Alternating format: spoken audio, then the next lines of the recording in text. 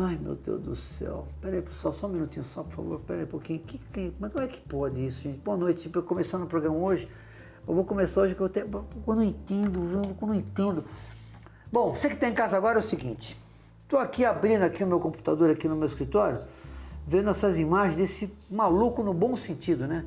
Pensa num cara, gente, que nasceu em Bitinga, né? Aqui pertinho de São Paulo, engenheiro, né? Pela Unicamp, empresário, palestrante. E aí o cara, bicho, olha só, o que esse cara faz? Ele é alpinista. Alpinista. Eu não entendo esse esporte, respeito, claro, né? Aliás, eu subi aqui no... Como é que chama aqui, gente? Como é que chama aqui no canto? Jaraguá. Pico do Jaraguá, fiquei desesperado. Lá no Campo do Jordão, fiquei desesperado também. Agora o cara vai lá para 8 mil, 7 mil, sei lá, quase 8 mil metros, cara. Que coisa louca. Como é que pode isso, gente?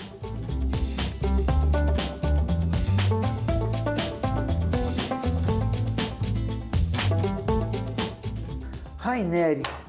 Vou dizer, Raineri. Tu é macho, hein?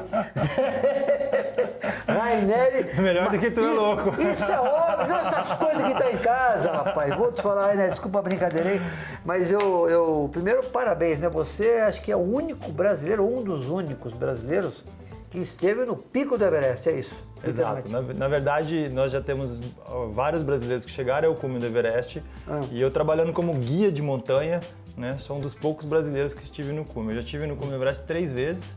Tem um rapaz super bacana que é meu amigo, foi meu sócio lá na empresa, o Carlos Santalena, também que já chegou 3 vezes ao cume.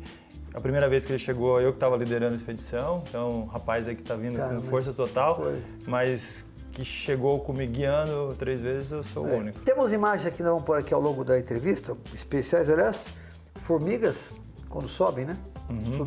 Formigas pelo cume sobem e formigas pelo cume descem. Essa piada é velha também, não tem graça nenhuma, mas tudo bem. Vamos seguir aqui. Raineri, é o seguinte, primeira pergunta... O escalador, conhece? O não pode escalador, não? Qual que é? Vou adaptar um pouquinho, nem só o cume interessa. Ai, que delícia! Boa! Nem só o cume interessa, é verdade. Interessa a viagem, no cume, né? A paisagem, a confraternização com os amigos. Verdade. Não, sim, nem... O cume é um grande bônus, é a cereja do bolo. Meus amigos, eu quero dizer para vocês o seguinte, brincadeira essa parte, ele é considerado hoje um ponto de referência porque foi o primeiro brasileiro a escalar 3 vezes o Everest. E aí o seguinte, primeira pergunta que se faz, eu vou chegar naquele momento que todo mundo tem aliás, essa foto que vocês estão vendo aí, é aquela foto que é uma fila gigante, né, de gente querendo subir lá no cume. Exato. Mas falamos já sobre ela. Primeiro o seguinte, qual é a emoção, por quem criou esse esporte? É um esporte que dá prazer para você, com certeza, mas eu questiono esse prazer, porque eu realmente tentei, acho que onde eu falei, tentei no Chile, né, que eu falei? Isso, no Chile. Provavelmente Vale Nevado, que é uma estação de esqui bem que é alta. baixinho, mas comparado com o Everest, é baixo. Cara, me deu um desespero. Aí eu pergunto, quem foi o cara que falou assim, nossa, vamos lá pro cume, 1900 e quanto? 1800, sei lá. Então, as montanhas do mundo, inclusive aqui na Cordilheira dos Andes, elas foram escaladas na antiguidade por motivos religiosos. Ah, é? Já encontraram restos mortais, múmias, cerâmicas, nos cumes das montanhas dos Andes. Montanhas que não eram muito técnicas. As pessoas morriam, eles levavam para cima. Levavam para cima, mumificavam e deixavam lá. Né? No Egito a gente tem as pirâmides e tal, e aqui também nós temos várias múmias que a gente não sabe se foram oferendas, se foram realmente levados para lá depois de mortos, enfim. Mas tem, no deserto do Atacama, lá no São Pedro do Atacama, tem múmia no museu, foram encontradas múmias. Então, por motivos religiosos, né, o próprio Moisés, onde que ele foi buscar as tábuas da lei e tal. Moisés, a montanha, ela tem uma história muito bacana na história da humanidade. Claro.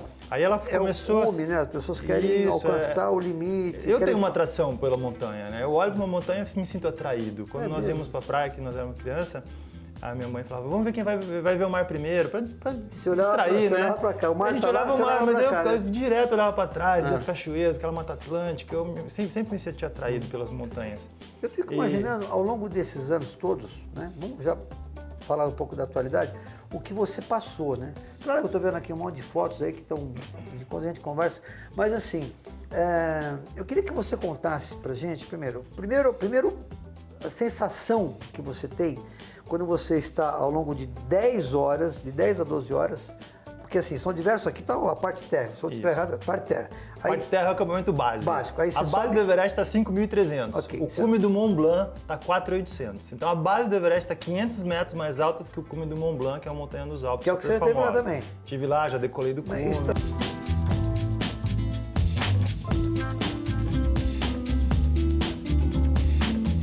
Primeiro voo de montanha. Preciso pousar bem agora, que o voo está tranquilo e a decolagem foi muito boa.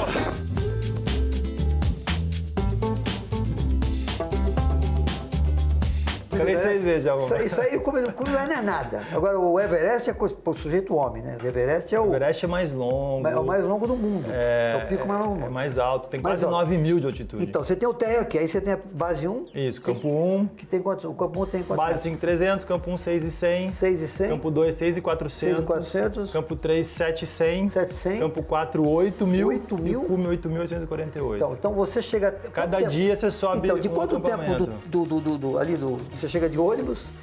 De ônibus não, você demora 9 a 12 dias para chegar andando até a base. Não. Tudo tem um limite. Você tá de brincadeira, eu não sabia. Na face norte do Everest, pelo Tibete, você chega de 4x4 até a base. E aí você vai... Mas na face sul do Nepal... Aí você vai andando? É uma caminhada linda. Já levei meu filho quando ele tinha 13 anos de idade. Mas por que não vai de moto? Vamos? Mas nem... Por que não vai de quadriciclo, pô? Sei lá o quê, não tem Não jeito. pode, imagina. Num lugar desse a gente tem que Então andar você chega no lugar top, que é onde o carro chega, aí você vai andando quanto? A gente chega, na verdade, de avião lá. Tá. Ou de helicóptero. Porque senão você teria que andar mais 5 dias para chegar nesse aeroporto. Vai andando quanto? De 9 a 12 dias para chegar na base. Você tá brincando, cara? Aí da base você sobe e leva coisa pro campo 1 e volta. E dorme na base, que são 2 dias. Aí você sobe de novo pro 1, dorme e vai pro 2. Dorme e volta. Aí sobe 1, 2, 3. Mas o que vocês ficam fazendo 12, 10 horas? Vai andando, parou, e aí? Não tem. Não é andando, parou. É andando. É um esforço. Disse que para você correr uma maratona você gasta 4.000 calorias. Quanto você gasta? O ataque ao cume do Monte Everest, que é do último acampamento, 8.000 até o cume, são 14.000 calorias. Nossa Senhora. Bom, Esse vamos ano lá. eu emagreci 10 quilos, que eu já recuperei bastante. Tá com mas eu 50 cheguei aqui anos, eu tava... eu tô com 60 também, ó, entendeu? Você tá super Aí bem. é porque águas pelo cume descem, não tô brincando. Olha aqui, ó, falando sério agora. Quando você chega, por exemplo, você tá num desses 6.000, você não pode mais voltar, né? Então, quer dizer, se tiver algum problema, você exato, pode voltar. você pode voltar. Você enganou, o limite é 8.000, né, que você falou? 8.848 é o cume, né? Não, mas abaixo do cume? Tem o campo 4 que tá 8.000. Tá, quando você chega no 8.000, cara, ali você já não respira mais. Você já tá no oxigênio suplementar, normalmente. Acabou o né? oxigênio. É um terço do oxigênio do nível do mar. Você pegar uma pessoa de helicóptero, levar... O helicóptero não chega, né? Mas se ele chegasse no cume do Everest e te deixasse lá, você ia entrar em inconsciência em alguns minutos e ia óbito em menos de 10 minutos. Igual no avião. Quando tem a descompressão da cabine, o cara fala, vai cair máscara de oxigênio, põe a sua primeiro, para depois você ajudar. Se eu for te ajudar, eu posso apagar. Você põe a sua primeiro. Então, faltou oxigênio. E por que vocês não apagam quando vocês estão chegando lá? Porque acostumando? Exatamente, isso é o processo de aclimatação. É mais de um mês, ou seja, 15 dias para chegar na base, um mês de aclimatação, para na última quinzena de maio, ou seja, 2 meses e tanto uma expedição, você tentar chegar no cume. Cara, que coisa que é levemente cansativo. Não, eu tô só de falar desse assunto. Essas imagens que vocês estão vendo aí são imagens reais, né? E aí... Agora, acabou de acontecer, né? Essa que eu tô falando, essa que o pessoal tá vendo, aquela de 1800, é o Mallory, né? Ah, as imagens do 1900 e... O Irvine e o Mallory foram os caras que foram vistos indo para o cume em 1924 pelo lado norte, que é o lado do Tibete, o lado da China. E aí entraram umas nuvens e eles nunca mais foram vistos. Inclusive tem esse dilema, será que eles chegaram? Quem chegou ao cume primeiro, né? Porque em 1953, pelo lado do sul, o Edmund Hillary e o Tenzin Norgay chegaram pelo lado de cá, em 53. Esses caras estavam em 1924 pelo outro lado. Será que chegaram? Aliás, eu não entendo porque, aliás, dá para entender tecnicamente porque você congela, né? Você vira uma carne congelada. Você congela por dentro. Por dentro, então, mas essa imagem dele tá com o corpo branco e não preto. Por quê? As costas dele estão brancas, né? Por quê? Aí eu acho que teria que ser uma resposta muito mais de mas química, mas fica congelado, tudo perfeito ali. Igual a carne no congelador, né? A carne congelado, congelou, ficou duro lá, gruda, né? As coisas grudam, e não apodrece. No gelo. Isso que é interessante. E não apodrece. Tá conservado, tá? O ataque ao cume do Monte Everest, a gente sai normalmente com a temperatura próxima de 30 graus abaixo de zero. Puta que... Essa é a temperatura...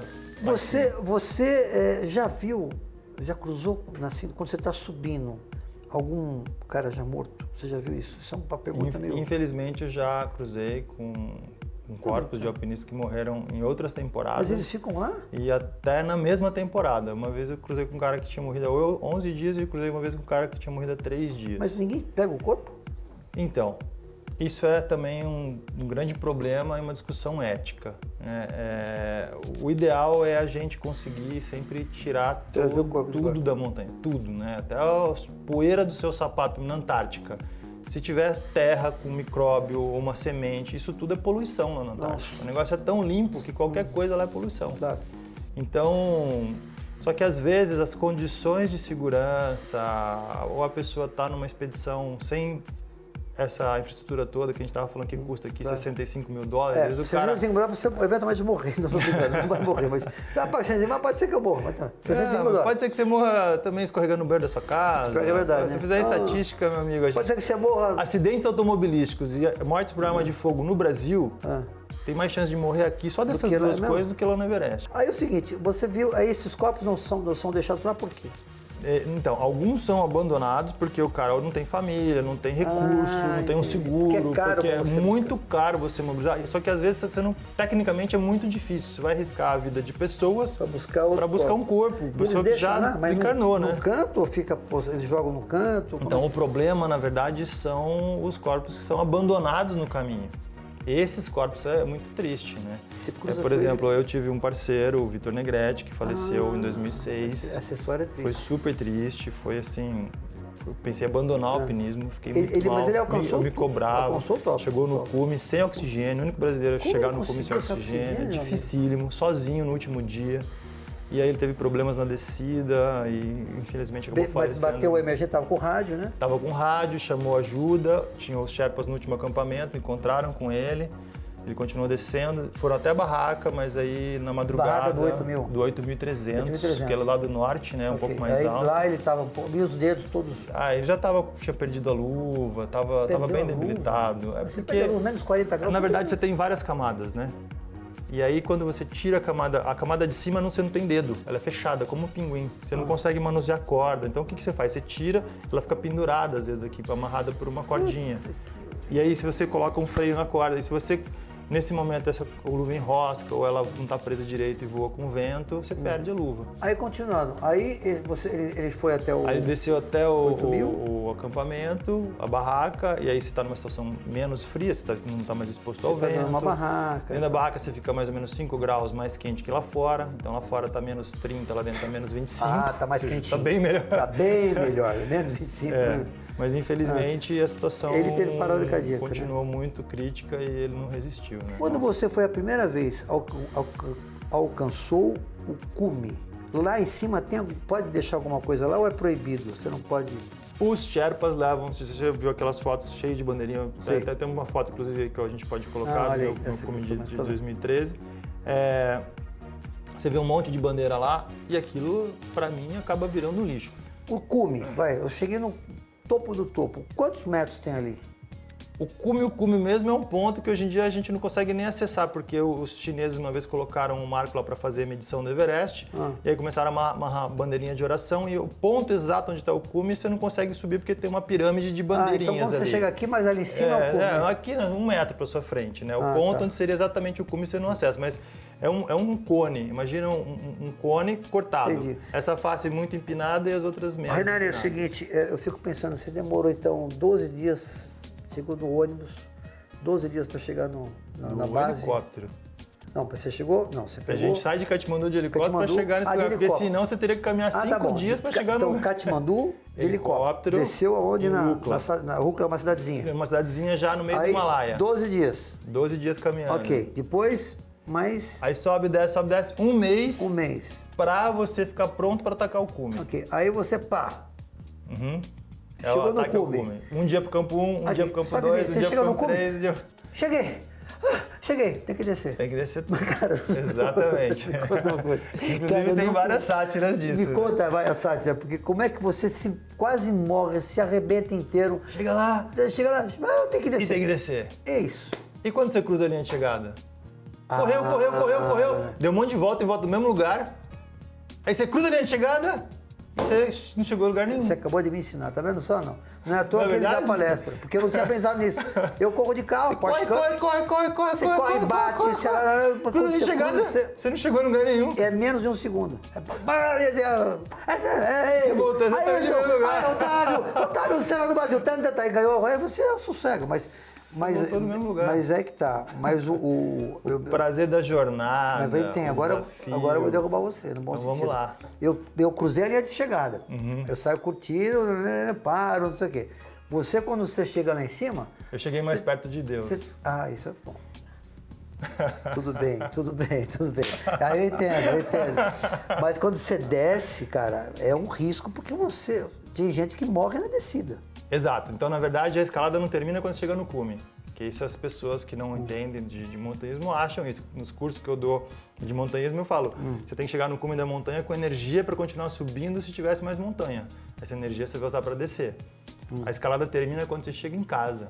Nossa, cara, que história incrível que você está me contando. Eu não tinha ideia que esse era a essência, né, do alpinismo. Agora, deixa eu pegar um pouquinho umas particularidades aqui, que sabe que o programa é... O aeroporto mais perigoso do mundo. Ah, é esse aqui? O aeroporto de Lukla. Por quê? A pista é inclinada, não tinha espaço para construir o aeroporto, porque tem um barranco aqui. É uma que é descida? Um barranco aqui, um barranco lá, aí os caras botaram uma pista inclinada. Você tá brincando? O avião chega, ele bate e freia. Putz, aqui... E aí quando ele Mas não decola é igual uma asa delta, ele tem que correr e decolar. Não tem nada a ver com um acidente que tem, que um helicóptero, um avião passa em cima de um helicóptero, não é esse lugar? Não. Aconteceu esse ano, eu tava lá. Mas O avião ele perde o controle, cai pra direita e bate no a helicóptero. gente tem essa imagem, gente. Então é lá que chama. Agora acabou, é Lukla, acabou de acontecer. É um avião infelizmente. de duas... Um avião bimotor, que ele perde o controle na decolagem, tá sem passageiros. Na decolagem ou Na decolagem. Só tem tripulante, não tem Por que passageiro. aconteceu que ele saiu pra direita e pegou o helicóptero? Estão investigando ainda. Por isso que esse vídeo demorou. Eu já tinha assistido esse vídeo. Chegou agora. Foi um piloto de viralizou helicóptero agora. que fez o resgate. O cara me mostrou Morreu o gente, acidente. não? Morreram 3 pessoas, Três? infelizmente. Um que estava na pista, que foi extinguido, que estava lá trabalhando com os Teve helicópteros. um que aparece um corpo caindo também? O piloto e o copiloto do helicóptero, se eu não me Puta, engano. os dois morreram, cara. Do avião, desculpa. Não. Bom, vamos lá, seguindo aqui. Uma curiosidade. Quando você vai, você está menos... Qual é o máximo que você pegou? Você pegou menos 30? A mínima temperatura foi no ataque ao cume do Monte Aconcagua aqui na Argentina no inverno. O termômetro só marcava até menos 30, então eu não sei quanto que era Passou? a temperatura. Não. Até Então, abaixo de ok, 30 você tá lá. negativo. Tô lá, Pá! 20 graus abaixo de zero. Aí você fala, quero fazer xixi. Aí você abaixa a braguilha. Se eu faço isso, bicho, ele nem sai, né? Vai problema. Ele vai assim, exatamente. opa, mas nem... Esse abaixar a vagueira já complicou, porque que você tá com faz? uma luva, você tá com várias luvas, 3 camadas de luva, Como a é que última você- luva, você primeiro tem que tirar a camada de cima de luva. E aí, Aí você vai baixar o zíper, só que você tá com 3 ou 4 camadas de calça. E ele tá lá, né? tá queimadinho, vai pra lá, me deixa aqui, rapaz. E Aí aí? você pega a sua mão, que a luva tá fria ainda, pra Pega no puxar pênis. ele pra fora pra fazer o xixi. Cara, E aí, cara? mesmo o número 1 é complicado. E se bate o vento ali, menos 35 graus? Aí você, na verdade, você vira contra o vento, né? Essa história de contra o vento, entendi. você se protege, vai atrás de uma Mas você pedra, sabe tá? que eu À dou- noite, pra gente fazer, pra urinar de noite, eu não saio do meu saco de dormir, que eu tô Você no faz saco ele de do dormir. ladinho, então? A gente tem uma garrafinha que a gente chama de pee bottle, é como uma tá. Você comadre abre, no hospital. põe no buraquinho Isso, ali. deita, faz xixizinho, fecha, põe pra fora. Mas com a idade que eu tô, 60 anos, pra mim, eu fico de frente pra bater o vento, ele fica duro, né? Porque, né? Bom, isso aí são coisas Não, particulares. bate aquele vento e endurece na hora, né? A minha que quebra. técnica eu acho que eu não quero colocar no ar. Mas aí agora vem a segunda parte. Pior. E o Totão? number Como é que two. você vai, como é que número você vai ao dois. número 2? É que é a pergunta, cara. Então, a roupa do alpinista, né, ela já tem um zíper aqui atrás. Então você não se despe, você não expõe as partes para fazer o número 2. Mas você tem que mostrar a tua calça, as 3 calças que você usa também tem, todas Então, têm. não, na verdade você baixa o de fora que é o macacão, a de dentro você dá aquela puxadinha assim para não Tá sujar brincando, tudo. velho. E se as condições, aí você tenta fazer na hora do meio-dia, no horário que tá menos frio. Se as condições climáticas, você está com vento e tempestade, você não consegue. Ah, para, vai. Eu já cheguei uma vez a ficar 3 dias esperando para ir no banheiro. Sem fazer cocô? Começou a doer, minha barriga chegou Posso uma hora falar? que não dava Que jeito. cagada, velho. Que não cagada, né? Que não cagada. E aí, não faz mal pro Aí eu organismo? acabei fazendo dentro da barraca mesmo, aquela varandinha no Avancê. Entender, você faz ali, Aí você prepara, as expedições que eu participo a gente chama de Eco Expedition, né? Que são expedições ecológicas. Tem um saquinho com uma enzima dentro que ela reage com as fezes e você defeca ali, você não pode fazer, você tem que deixar em cima do plástico. Então, porque na verdade, no meu caso, a gente desce tudo, né? Você põe aí você fecha com um ziplock, joga num outro saco maior e no final da temporada você limpa a montanha. Desculpe essas perguntas, mas são perguntas que as pessoas têm curiosidade. 50% da água potável do mundo vem do degelo de glaciar. Se os alpinistas começarem a defecar nos Andes, no Himalaia, nos Alpes, a galera vai começar a beber água contaminada. E é verdade que é o único momento em que os alpinistas ficam 12 dias lá em cima, um mês, né? A gente passa muitas... O ataque ao cume do Everest são no mínimo 7 dias, né? Verdade. Bom, deixa eu te fazer outra pergunta aqui, é o seguinte. Você falou que tem umas imagens aqui de um amigo teu que teve um acidente, caiu num buraco, velho. Isso, esse ano o Mauro Kias, que é um médico, foi comigo, um grande amigo. Eu estava guiando ele, né? Eu estava como guia. Ele é oftalmologista, um grande oftalmologista, Mauro Kias. E a gente estava indo para o campo 2, tínhamos feito já passado uma noite no campo 1, estávamos indo para o campo 2, num lugar que era relativamente plano, relativamente fácil. Existem algumas gretas, que são aqueles buracos no gelo, algumas se abrem em V e você vê o buracão. Algumas se quebram em forma de A. Então você passa e você acha que não tem nada, mas aquilo é um buraco. Buraco. Quando você põe a mão, você cai no... Isso, e aí ele passou, o chão quebrou, e aí ele parou a 10 metros de altura. Era para ele ter caído 50, 100. E você salvaram ele. Mauro, em um minuto, Mauro, o que passou pela sua cabeça? Tive muita sorte de sair praticamente ileso. Eu machuquei apenas um dedo da mão. Estou me recuperando super bem, mas foi um susto enorme. Eu caí numa fenda no gelo, chamada greta. Geralmente quedas em gretas, em montanhas, resultam em morte. No meu caso, milagrosamente, depois da queda, eu fui amparado por uma pequena pontezinha de gelo logo abaixo, a uns 8 ou 10 metros de profundidade, sendo que essa greta tinha muito mais profundidade que isso. E parei ali, quietinho, esperando o meu resgate, que aconteceu prontamente. O Rodrigo se deu conta de que eu não vinha caminhando atrás dele e iniciou lá, na mesma hora, os trabalhos de resgate. Saímos daquela montanha de helicóptero, infelizmente. Não atingimos nosso objetivo, que era chegar ao cume da montanha, mas atingimos o nosso maior objetivo, que era voltar vivos, inteiros para casa. Gostaria de deixar aqui meu agradecimento a todos que nos acompanharam durante a expedição e dizer que a gente está aí, junto, firme, e mais montanhas virão, com certeza. Obrigado, gente. Namastê. Ok, Mauro, obrigado aí pela sua participação, que bom que está tudo bem. E aí eu não sei, o próximo, já tem ideia do que vocês já estão se preparando para o próximo? Não? São várias ideias, né? Na verdade, assim, eu tô com alguns projetos, mas eu tenho um projeto super bacana, inclusive eu queria te convidar. Para ir para onde? Pro Everest? Então, eu não sei. Tem um motel aqui que chama Motel Everest, esse eu vou. Esse é bom, mas não comigo. Não. Ainda bem que a minha mulher tá dormindo, que nem eu. Ô, Melicinha, brincadeira, pegadinha, Matião. Mas enfim, deixa eu te fazer uma outra pergunta aqui que eu tenho curiosidade. Eu vou fazer uma coisa, eu vou para um rápido comercial agora, porque a pergunta é o seguinte: quando, aonde, como você sentiu a morte? Se você passou, você vai contar daqui a pouquinho. Você que está em casa agora, aguenta que vem mais. Olha, meus amigos, atenção, você que neste momento quer comprar ou vender um carro. Claro que você vai anunciar onde você quiser, mas aí a história é o seguinte: a pessoa, o tempo que você vai perder em receber, mostrar o carro, negociar, discutir preço, isso realmente é um saquinho, né? Então é o seguinte: Carflix, anote aí, carflix.com.br. O jeito de comprar e vender o seu carro agora é assim: seguro, fácil, sem incômodo, preço justo. Você quer vender? Você coloca o seu carro no na nossa ferramenta, no nosso site. Nós vamos vender o seu carro, mas antes de vender o seu carro, eu quero saber se o seu carro é bom, se você é uma pessoa correta, se você está com tudo certinho, se o carro não foi batido. Pois bem, e você, quando for comprar um carro, tenha certeza que esse carro passou pela nossa vistoria. Se nós encontrarmos alguma coisa errada, a gente nem coloca na nossa plataforma. Então, preste atenção, é comprar e vender de uma maneira especial. E olha só, com preços e comissões mais baixas. Carflix.com.br. Eu recomendo.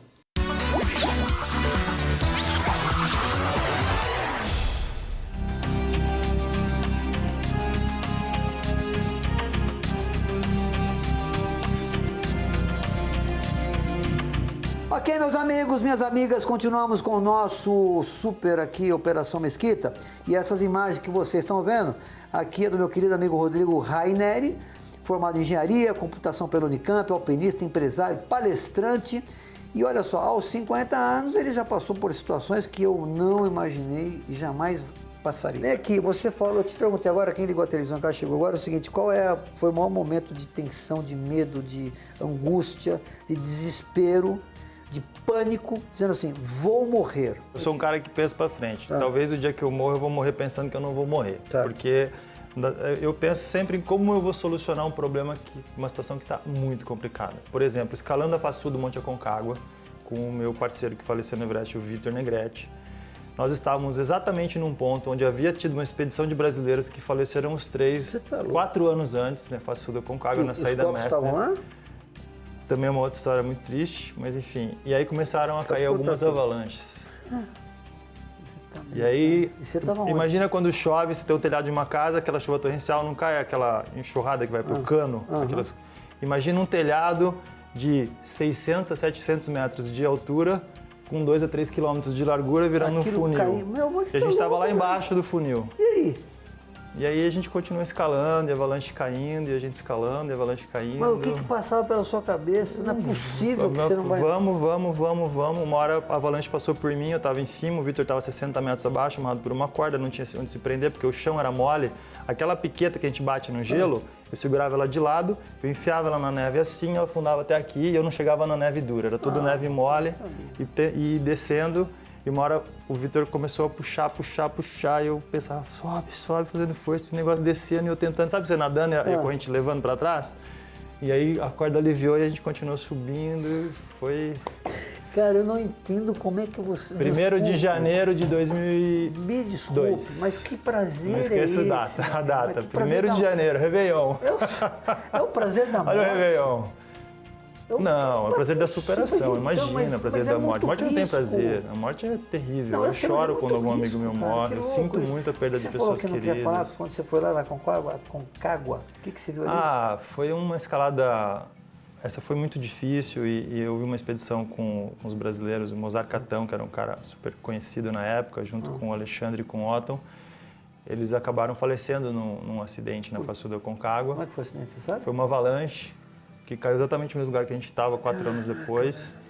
E dois deles estavam amarrados por uma corda e na queda eles foram caindo, a corda enroscou e eles acabaram ficando pendurados ali com a corda. E ninguém conseguiu tirar eles, né? E foi muito triste, foi muito dramático. Posso falar, deve ser uma morte terrível, Deus me perdoe. Eu acho que a morte não é tão terrível, diz que quando você fica morre... pendurado vivo, aí você não tem como salvar. Não, você sabe que você vai morrer, é diferente.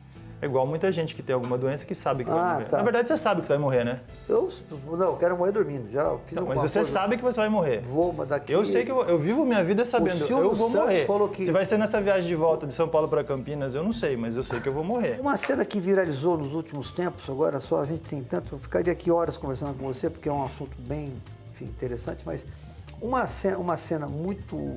No bom sentido, que me parece um pouco desorganizado, mas não sei se é normal... que é essa fila gigantesca de pessoas que estão chegando a 8.000 e... Eles estão a 8.800 metros de altitude ali, quase chegando no cume. Mas fica parado ali, rapaz, me conta, o que é isso aí? Então, na verdade, isso é uma foto, então o cara imortalizou um momento. Ali existem muitas pessoas subindo, muitas pessoas descendo. E aconteceu de que naquele momento estava todo mundo cruzando e encheu a aresta do cume.